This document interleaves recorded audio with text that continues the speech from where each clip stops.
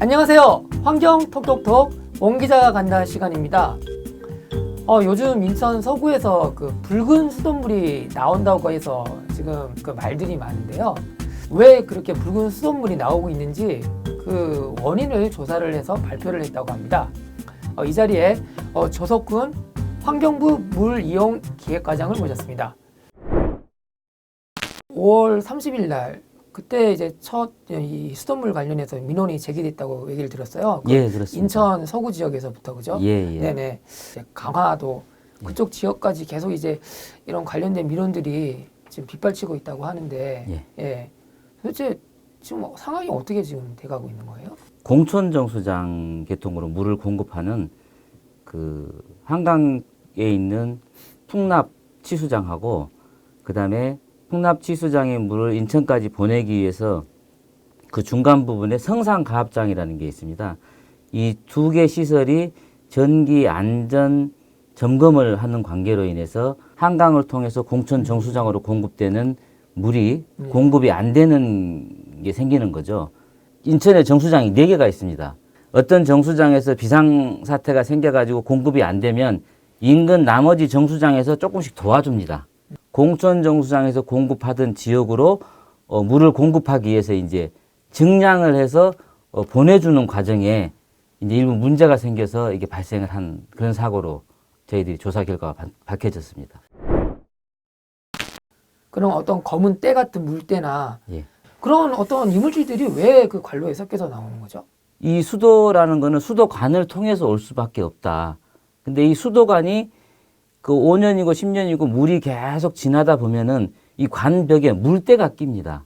노후해지는 과정도 생기고. 예, 노후해지는 과정도 생기고 물이 이게 가정으로 공급해 주려고 그러면은 염소 소독을 해서 가정으로 공급을 해 줘야 그 바이러스라든가 이런 부분들이 세균이라는 게 제거가 되거든요. 아무리 정수 과정을 거친다 하더라도 정수된 물 속에는 그 철분이라든가 망간 이런 이온 성분 입자로 존재를 하게 되고 이게 염소 소독하는 염소 성분하고 이렇게 결합이 되면은 관벽에 이제 들러붙거나 관 유속이 느릴 때는 관 밑바닥에 이렇게 침적이 되는 그런 게 통상적으로 발생을 합니다. 그래서 주기적으로 이제 관 청소라든가 이런 것들을 하도록 저희들이 권장을 하고 있고요. 뭐 음식점 같은 경우에는 이제 수돗물을 못 쓰니까 생수를 이제 퍼다가 이렇게 조리를 하신다는 그런 분들도 있곤 하던데 도대체 이건 언제 그러면 마실 수 있게 되는 것이고 그 수돗물을 정상화는 언제부터 가능한 건가요, 그러면?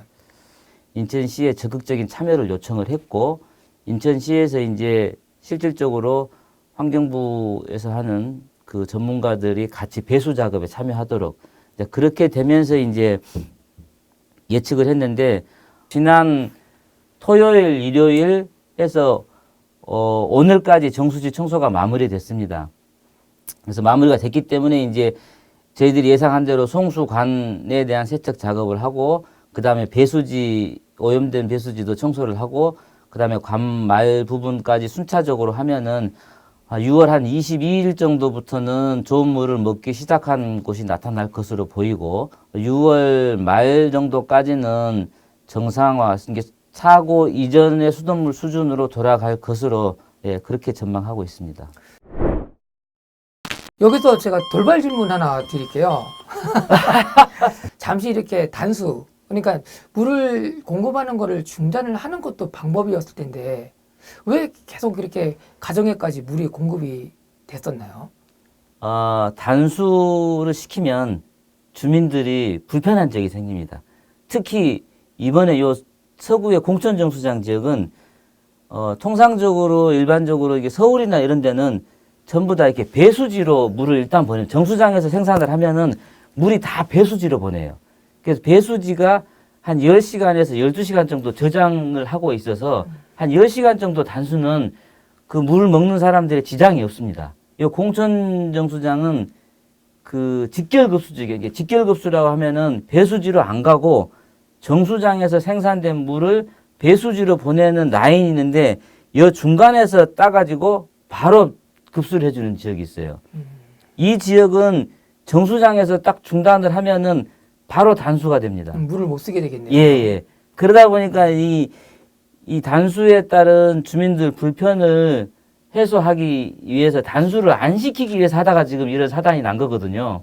특히 요새는 화장실이라든가 이런 부분들이 있기 때문에 사전에 충분히 공지가 되지 않는 상태에서 단수를 하게 되면 예, 이게 다른 지역에서도 이런 상황이 벌어질 수도 있는 거고. 그러면 이제 어떻게 대비를 해야 하나요?